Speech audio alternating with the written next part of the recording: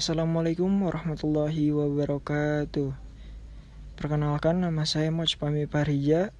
Di sini saya akan menjelaskan tentang manusia dan alam semesta. Yang pertama adalah pengertian manusia. Manusia adalah makhluk yang hadir pertama kali di dunia dan merupakan asal-usul kehidupan di alam semesta ini. Asal-usul manusia menurut ilmu pengetahuan tidak luput dari teori tentang spesies baru yang berasal dari spesies lain yang telah ada sebelumnya melalui proses evolusi. Teori evolusi ini diperkenalkan oleh Darwin pada abad ke-19. Darwin mengemukakan teori mengenai asal-usul spesies melalui sarana seleksi alam atau bertahannya ras-ras yang beruntung dalam mempertahankan dan memperjuangkan kehidupannya. Evolusi manusia menurut ahli paleontologi dapat dibagi menjadi 4 kelompok berdasarkan tingkah evolusinya, yaitu yang pertama, tingkat pramanusia yang fosilnya ditemukan di Johannesburg, Afrika Selatan pada tahun 1924 yang dinamakan fosil Australopithecus. Selanjutnya yang kedua, tingkat manusia kera yang fosilnya ditemukan di Solo pada tahun 1891 yang disebut Pithecanthropus erectus. Yang ketiga yaitu manusia purba. Nah, di sini tahapnya lebih dekat kepada manusia modern karena sudah digolongkan genus yang sama, yaitu Homo, walaupun spesiesnya dibedakan. Fosil jenis ini ditemukan di Neander, karena itu disebut Neanderthalensis, dan kerabatnya ditemukan di Solo, yaitu Homo soloensis. Dan yang terakhir yaitu manusia modern atau Homo sapien, yang telah pandai berpikir menggunakan otak dan nalarnya. Selanjutnya yaitu mencari makna manusia yang dilakukan melalui ilmu pengetahuan. Para ahli berusaha mendefinisikannya sesuai dengan bidang kajian ilmu yang digelutinya. Mendiskusikan tentang manusia dalam ilmu pengetahuan sangat tergantung pada metodologi yang digunakan terhadap filosofi yang menjadi landasannya. Ada yang pertama yaitu teori psikoanalisis menyebut manusia sebagai homo volens, yaitu makhluk yang berkeinginan. Menurut aliran ini, manusia adalah makhluk yang memiliki perilaku interaksi antara komponen biologis, psikologis, dan sosial. Di dalam diri manusia terdapat unsur animal, rasional, dan moral. Yang kedua ada teori behaviorisme, menyebut manusia sebagai homo mechanicus, yaitu manusia mesin. Teori ini menganalisis perilaku yang tampak saja, yang diukur, dilukiskan, dan diramal. Segala tingkah laku manusia terbentuk sebagai hasil pembelajaran terhadap lingkungannya. Yang ketiga yaitu teori kognitif, menyebutkan manusia adalah homo sapien, yaitu manusia berpikir. Manusia tidak lagi dipandang sebagai makhluk yang bereaksi secara pasif pada lingkungannya, tetapi berusaha memahami lingkungannya. Berpikir, memutuskan, menyatakan, memahami adalah fakta kehidupan manusia. Dan yang terakhir adalah teori humanisme, menyebut manusia adalah homo ludens, yaitu manusia yang bermain. Maksud dari manusia bermain itu manusia yang berperilaku untuk mempertahankan, meningkatkan, mengaktualisasikan diri, eksistensi manusia yang positif dan menentukannya seperti cinta, kreativitas, nilai, makna, dan pertumbuhan pribadi. Yang kedua yaitu ada eksistensi dan martabat manusia. Al-Quran menggambarkan manusia sebagai makhluk pilihan Tuhan, sebagai khalifah di muka bumi, serta sebagai makhluk yang semi samawi, yang dalam dirinya ditanamkan sifat mengakui Tuhan, bebas terpercaya, rasa tanggung jawab terhadap dirinya maupun alam semesta, serta dikaruniai keunggulan atas alam semesta, langit, dan bumi. Manusia dibekali dengan kecenderungan ke arah kebaikan maupun kejahatan. Kemajuan manusia dimulai dari kelemahan dan ketidakmampuan, yang kemudian bergerak ke arah kekuatan, tetapi hal itu tidak menghapuskan kegelisahan. Kecuali manusia dekat dengan Tuhan dan mengingatnya. Kapasitas manusia tidak terbatas, baik dalam kemampuan belajar maupun dalam menerapkan ilmu. Manusia mempunyai keluhuran dan martabat naluriah. Motivasi dan pendorong manusia dalam banyak hal tidak bersifat kebendaan.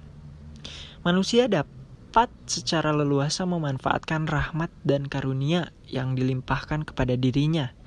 Namun pada saat yang sama, manusia harus menunaikan kewajiban kepada Tuhan. Selanjutnya yang ketiga yaitu tanggung jawab manusia sebagai hamba dan khalifah Allah.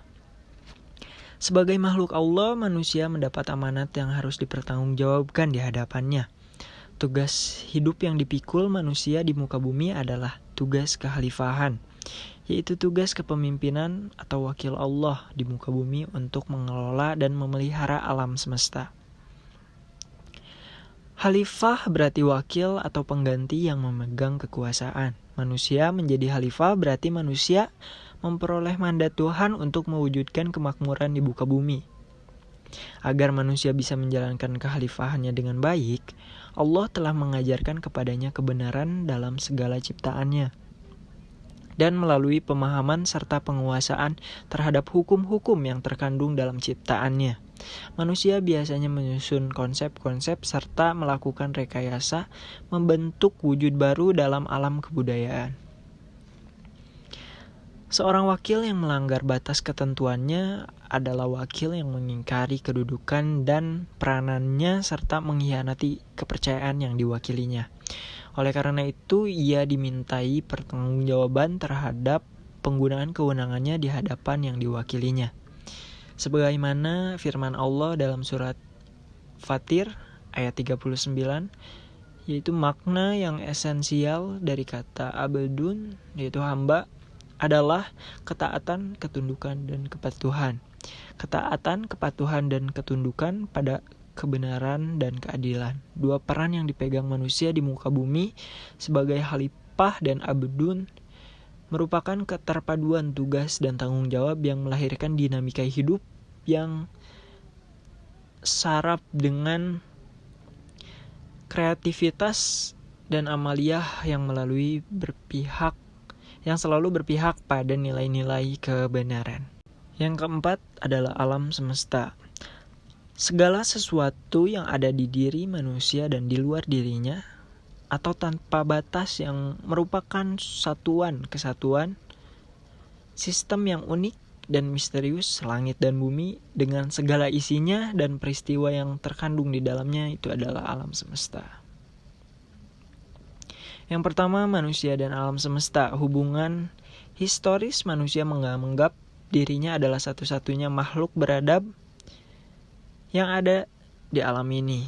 Dengan sendirinya timbul rasa kagum, takut, dan heran pada diri manusia itu sendiri. Secara historis, asal-usul manusia dikaitkan dengan keberadaan alam semesta yang merupakan topik menarik. Kapankah manusia pertama kali hadir di muka bumi? Makhluk apakah yang menjadi nenek moyang manusia? Yang kedua ada manusia dan alam semesta, yaitu hubungan fungsional. Proses penciptaan manusia adalah bagian integral dari alam semesta. Dalam sistem kosmos, manusia dan alam semesta merupakan satu kesatuan yang tak terpisahkan karena memiliki keunggulan dalam sistem kesadaran, maka alam semesta menjadi sebuah objek yang sangat penting dalam kehidupan manusia. Pengetahuan mengenai alam akan menambah kekuatan manusia mengatasi alam. Kemajuan pengetahuan terhadap alam dan teknologi yang diterapkan menempatkan alam dalam posisi sebagai sumber kehidupan yang tiada batas. Yang kelima yaitu istilah manusia dalam Al-Quran. Istilah manusia dalam Al-Quran ini ada beberapa macam, yaitu pertama, penyebutan nama, kedua, aspek historis penciptaan. Ketiga, komponen biologis. Keempat, reproduksi. Kelima, ruh dan nafs. Dan keenam yaitu kolbu dan nafsu. Dan yang terakhir yaitu keenam, karakteristik manusia. Manusia adalah makhluk ciptaan Allah yang sangat berbeda dengan makhluk lainnya di alam semesta ini. Ia memiliki karakter yang khas dibandingkan makhluk lain.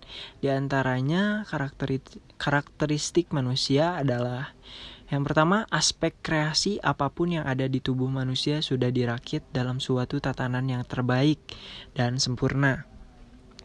Hal ini boleh dibandingkan dengan makhluk lain dalam aspek penciptaannya. Dalam surat At-Tin, Allah Subhanahu wa Ta'ala berfirman, "Sesungguhnya kami telah menciptakan manusia dengan sebaik-baik bentuk." At-Tin ayat 4. Yang kedua yaitu aspek ilmu. Hanya manusia yang mempunyai kesempatan memahami. Hewan hanya sebatas pada naluri dasar yang tidak bisa dikembangkan melalui pendidikan dan pengajaran. Manusia menciptakan kebudayaan dan peradaban yang terus-menerus sesuai perkembangannya. Dan dia mengajarkan kepada Adam nama-nama benda keseluruhannya. Al-Baqarah ayat 31. Yang ketiga yaitu aspek kehendak. Manusia memiliki kehendak yang menyebabkan bisa mengadakan pilihan-pilihan dalam hidup. Makhluk lain hidup dalam suatu pola yang telah baku dan tak akan berubah. Sesungguhnya kami telah menunjukkan manusia jalan yang lurus. Ada yang syukur, ada pula yang kufur. Surah Al-Insan ayat 3. Dan yang terakhir yaitu pengarahan akhlak. Manusia adalah makhluk yang dapat dibentuk akhlaknya. Manusia dapat berubah perilaku karena lingkungannya. Sekian dari saya. Terima kasih. Mohon maaf apabila ada kekurangan. Wassalamualaikum warahmatullahi wabarakatuh.